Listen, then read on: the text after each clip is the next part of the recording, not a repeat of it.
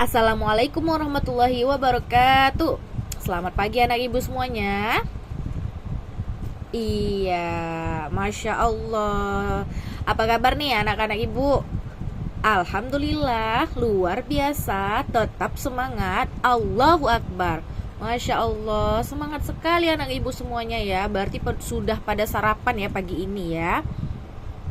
Oke, pagi ini kita akan belajar bahasa Indonesia. Tapi sebelum memasuki pelajaran, hal yang harus kita dahulukan lebih dulu yaitu adalah berdoa sebelum belajar. Ya, untuk ketua kelas, Ibu minta untuk memimpin doanya. Silakan kepada ketua kelas untuk memimpin doa. Amin. Oke, baik. Sekarang Ibu mau tanya. Sebelum memasuki pelajaran berikutnya, Ibu mau tanya dulu, siapa yang ingat pelajaran kita kemarin? Oke, pelajaran kita kemarin itu mengenai konsep-konsep benda-benda yang ada di sekitar kita ya. Nah, sekarang Ibu akan melanjutkan pelajaran kita hari ini, yaitu tentang mengenali sifat-sifat benda yang ada di kehidupan kita sehari-hari dan yang ada di sekeliling kita.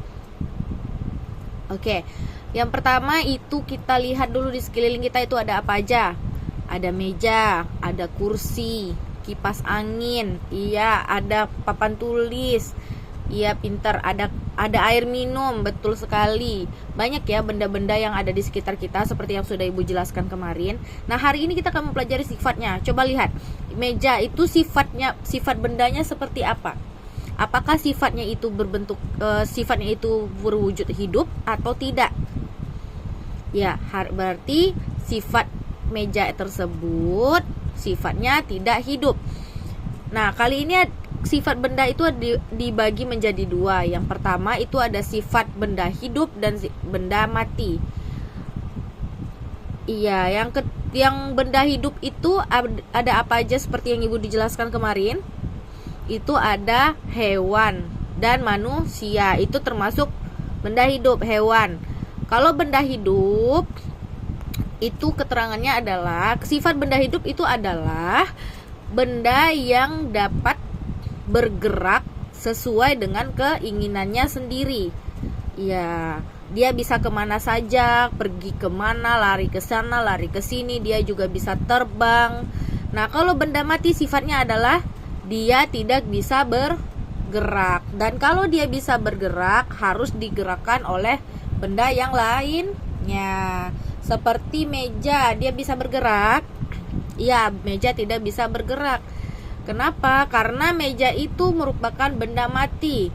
Meja akan bergerak kalau kita gerak. Iya, kalau kita gerakkan.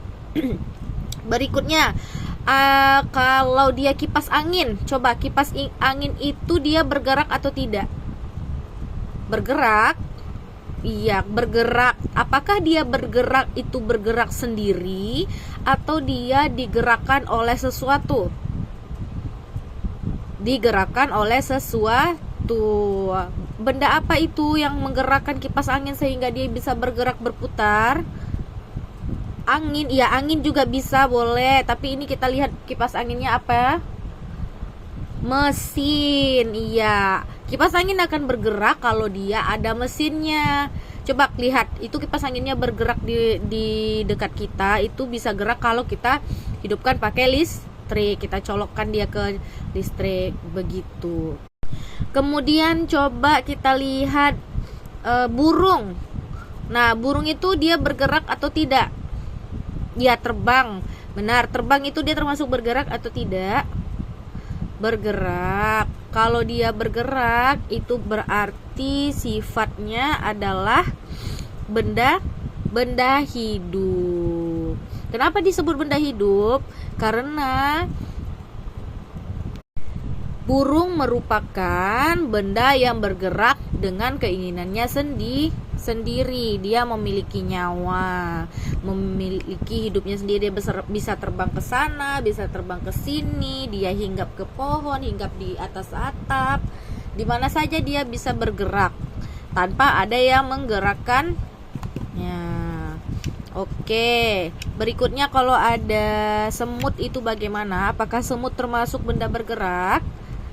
Benda bergerak. Apakah dia termasuk sifat benda dalam benda hidup atau benda mati? Benda mati.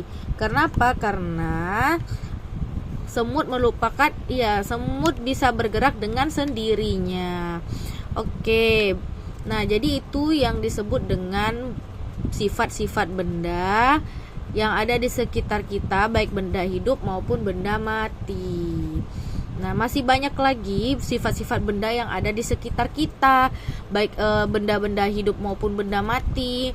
Itu masih banyak. Ada kursi, dia termasuk benda mati. Karena apa? Karena dia tidak bisa bergerak dengan sendirinya, harus menggunakan alat bantu. Kemudian juga ada papan tulis. Papan tulis juga bisa digeser dengan alat bantu. Yang bisa menggesernya siapa?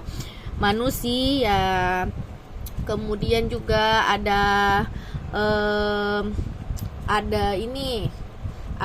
kalau binatang ada kuda, dia bisa bergerak sendiri. Ada sapi, nyamuk, ada lalat, dia bisa bergerak dan terbang ke sana ke sini dengan keinginannya sendiri, tanpa membutuhkan bantuan orang lain. Seperti itu. Nah, kalau air, ada yang tahu nggak air ini termasuk sifat benda hidup atau benda mati? Benda mati, sayang, karena dia tidak bisa bergerak dengan keinginannya sendiri. Iya, dia bergerak dengan ada bantuan angin. Karena apa? Kalau sungai itu dia bergerak karena ada angin yang membawanya. Terus berjalan, mengalir, dibawa dengan teman-temannya. Pasti ada air terjun di atasnya atau di bawahnya, di ujungnya nanti. Nah, untuk sifat-sifatnya seperti apa? Kita bisa lihat meja. Sifatnya seperti apa? Bendanya keras. Bisa dilihat warnanya apa? Warnanya coklat.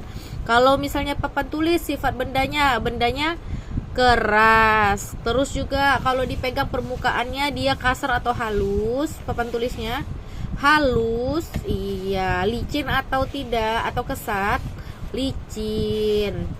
Seperti itu. Kalau air, sifat bendanya adalah cair. Karena apa? Karena dia tidak bisa dibentuk. Begitu. Sifat benda cair tidak bisa dibentuk. Nah, kalau misalnya salju itu termasuk benda apa tuh? Sifat bendanya apa? Padat dan cair. Nah, kalau misalnya sifat benda itu ada banyak ya, ada padat, ada cair, ada terus juga teksturnya juga ada yang bertekstur, ada yang tidak, ada yang keras. Seperti itu. Jadi sudah bisa dipahami ya sifat-sifat benda yang ada di kehidupan kita sehari-hari. Iya, baik. Semoga anak-anak ibu bisa mengerti dan memahami sifat-sifat benda yang ada di sekitar kita. Oke, ibu rasa kalian sudah bisa memahami semua yang ada di sekitar kita, benda-benda yang ada di sekitar kita. Untuk berikutnya boleh dikerjakan latihan di rumah atau di sekolah juga boleh. Untuk minggu depan kita bertemu lagi di minggu depan. Terima kasih. Assalamualaikum warahmatullahi wabarakatuh. Erika Siti Hardiani dalam karyanya Pondok Pesantren.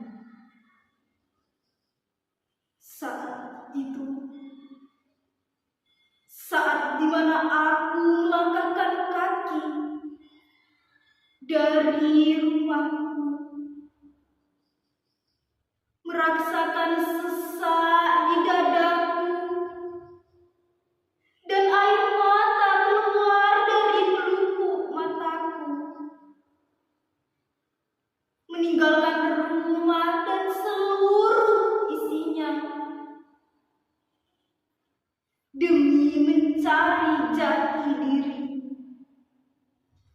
membendung rindu,